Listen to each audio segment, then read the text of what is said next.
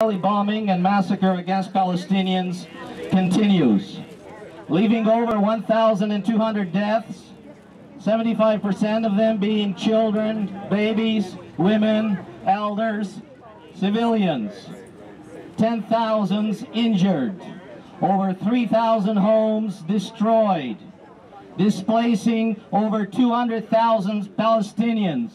And has demolished homes and agricultural fields in those areas. Now, Israel has doubled this scorched earth area to be 40% of Gaza. We watch in horror as Israel occupation forces destroy mosques, schools, hospitals, agricultural areas, industry, and even the only power station in Gaza. We ask people of conscience to contact media and politicians to ensure that Israel is not immune from compliance with international humanitarian law. We also ask for the expansion of campaigns of boycott, divestment, and sanction, referred to as BDS. Hundreds of thousands around the world demonstrated for Gaza, and we are grateful. But more actions in this stage are needed to prevent large-scale genocide and human catastrophe in Gaza. As Gaza is forced into darkness and devastation, we must speak on her behalf. Our friends and family members in Gaza call on you to demand the lifting of the siege in Gaza, the immediate provision of medical and humanitarian aid, and holding Israel accountable for war crimes and crimes against humanity. This was a letter from Mazen Kassia, our friend in Bethlehem. My letter is from Dr. Mona El-Farah, who is a doctor at one of the hospitals in Gaza. And she writes, "I'm still alive. I don't know what this means, but I can say that most of the time I can still walk and do some work with people who need help. It all depends on my luck. And here, for people living in Gaza, luck means how close to you the bombs fall from Israel's tanks, planes, or warships. Some hours it's raining bombs. Americans say it's raining cats and dogs. In the new Gaza idiom, we say it's raining bombs and shells. Today I started my day in the Red Crescent Society's medical center. The electricity has stopped, but the X-ray still functions, so we receive many patients. Let me share with you some of what I saw. First is the story of an unnamed child we call number 6. He was around 3 years old and had identifying stickers on his arms saying unknown and number 6. I was shocked and immediately asked the nurses and ambulance drivers, "What is his name?" I was told no one knew his name. They found him in a mass of destroyed houses, and he was the only survivor in his family. He had a head injury and wounds on other parts of his body. Immediately I asked, "Doesn't anyone remember where the house was?" They said that in the area where they found him, all the buildings were destroyed, and the rubble was mixed up with each other, and sometimes the children's bodies were thrown from one area to another, so they didn't know where he lived. And then I realized he's number 6. That means there were 5 other unknown children before him and many more children after him. Second, there is the story of Reem Ahmad, 6 years old. Reem arrived in the X-ray unit also. She has a name and she used to have a family. She is the only survivor of her family. She lost her parents and brothers and sisters. She is injured in the head. Third is the story of a 52-year-old woman who arrived at our clinic with her son. Her son is a nurse and he was panicking. His mother had gone outside to her garden to take care of her plants. Some shrapnel hit her head and her son was crying like crazy, and he said in a very few words, "We are a simple family staying in our home. The shrapnel flew all around the garden and hit my mom. I want my mom to live." This woman is named Buthaina El-Israel. Fourth is the story of my colleague, Afaf Shabar, a nurse on our team.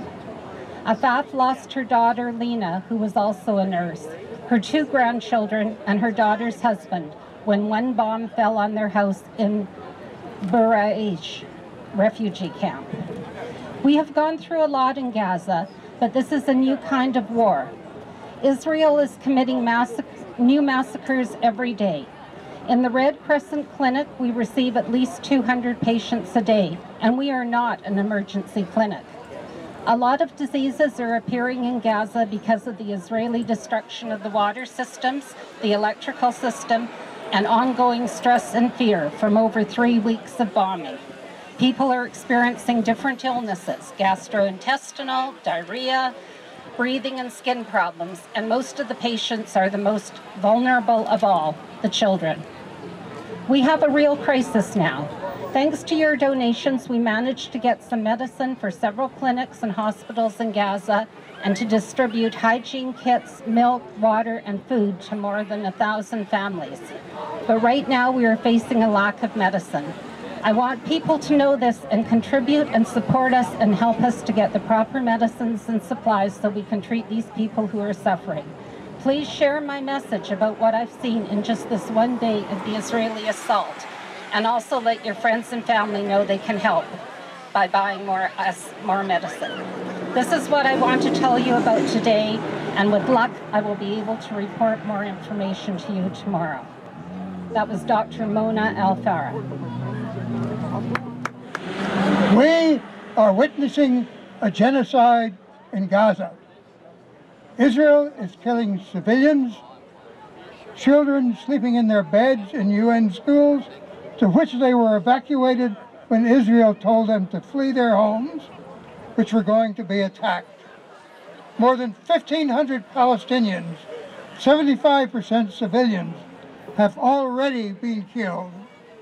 How many more before this Holocaust is stopped? The governments of the USA and Canada bear responsibility for facilitating and supporting this genocide. End it.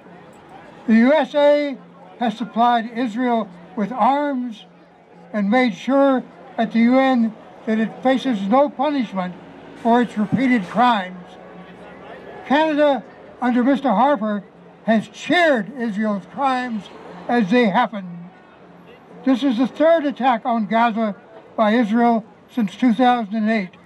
But since 2006, Israel has maintained an illegal blockade on Gaza, preventing both imports, exports, and travel to and from Gaza. During its attacks, it has destroyed the infrastructure of Gaza, its power plants, its sewage disposal plants, its homes, its agricultural lands, and has prevented its fishing fleets from operating where fishes are available. The UN has stated that Gaza will be uninhabitable by 2020. Since almost daily, since 2006, Israel has carried out targeted killings and other atrocities, with most, sometimes all of those killed, being innocent bystanders. It has killed farmers trying to farm their fields, and fishermen trying to fill the hungry stomachs of Gaza. For a time, the suffering of Gaza was somewhat alleviated by food, building supplies, and equipment brought in by tunnels from Egypt. However, since the military coup in Egypt, backed by the United States, these tunnels have been closed as Egypt has become an ally of the USA and Israel in the oppression of Gaza. The Hamas government of Gaza has stated it will not stop fighting until this illegal blockade is ending. This blockade is collective punishment of the people of Gaza, a violation of the Geneva Conventions carried out by Israel, Egypt, and the USA, with the support of the Canadian government. Canadian political parties have also maintained a cowardly silence about this crime and genocide being committed in Gaza. I do not believe these crimes are supported by Canadians. Therefore, we're asking that Canadians sign a petition demanding that all parties, including the Conservatives, condemn the genocide being carried out in Gaza by Israel and demand an end to the blockade of Gaza. My fellow human beings, Assalamu alaikum, peace be with you. Alaikum salam. I'm too sad to make a speech.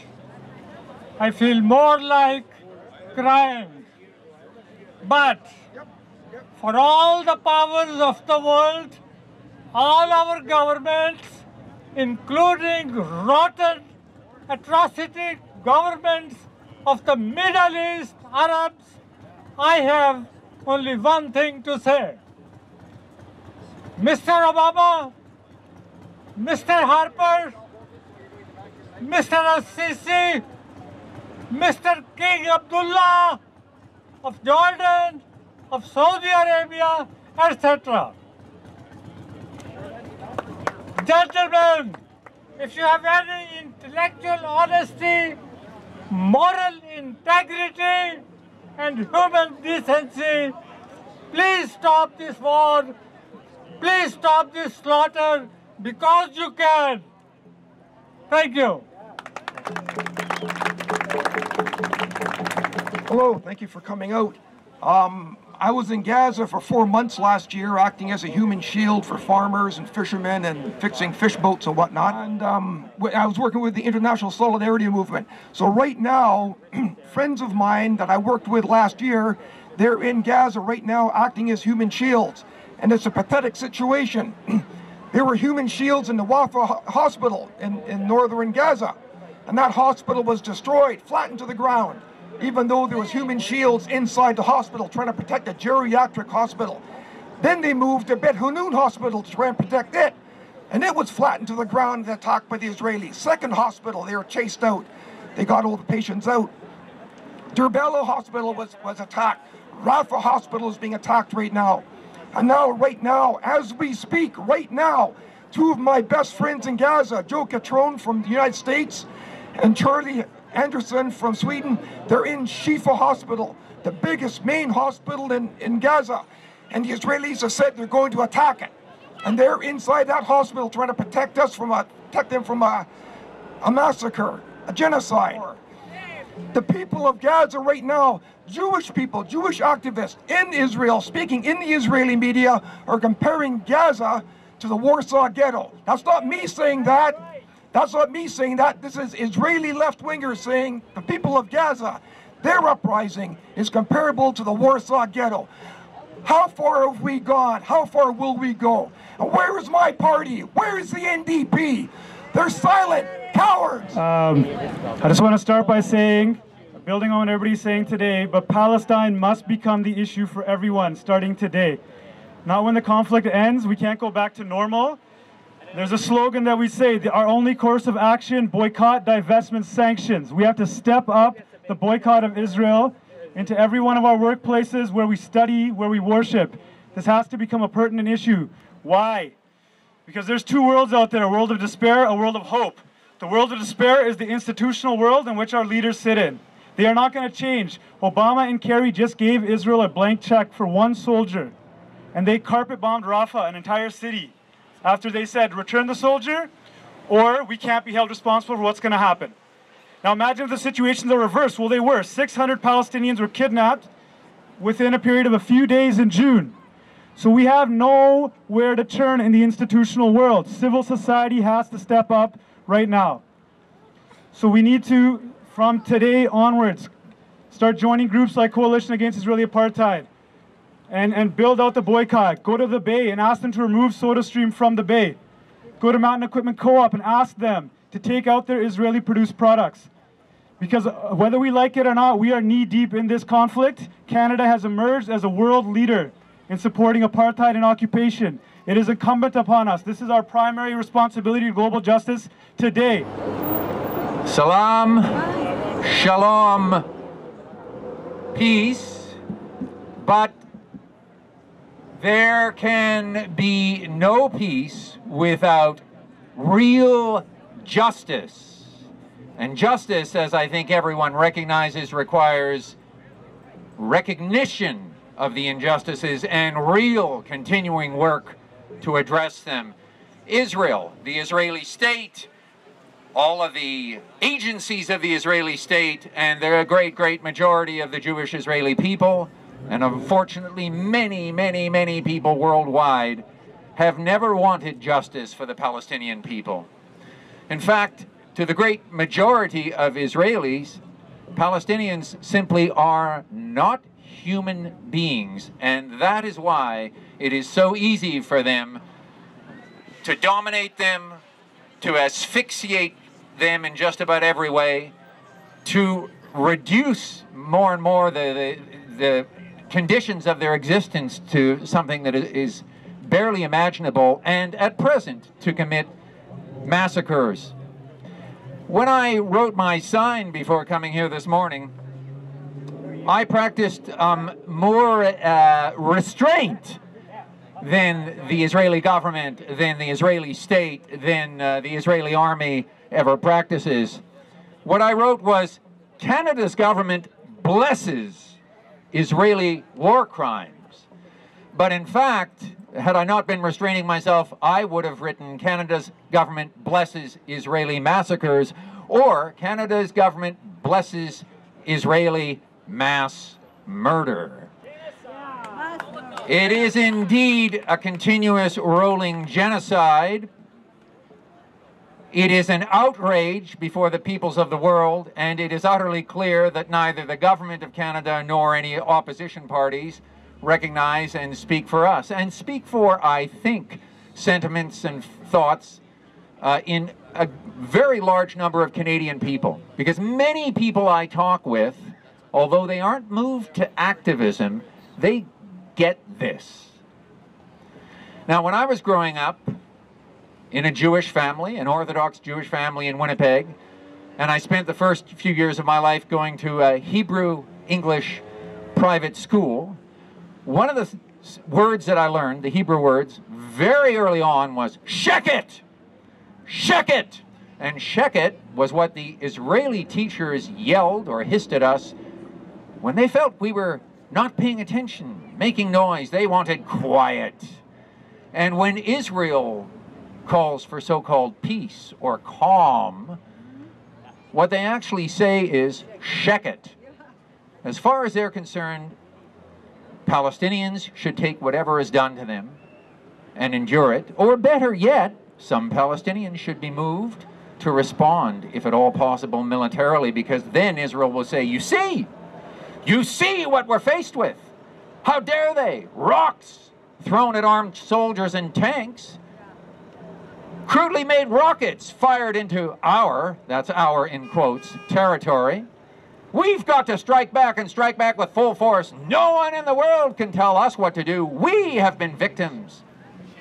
And this is what they are doing today, of course, also in the West Bank, East Jerusalem, where there's a continuous campaign in East Jerusalem of seizing Palestinian homes, forcibly expelling the people in those homes, having zealot settlers with armed guards protecting them 24 hours a day, taking over those homes. And Palestinian families are, in the space of minutes or hours, forced into the streets, some of them living in tents, which are continuously taken down by Israeli police or border guards.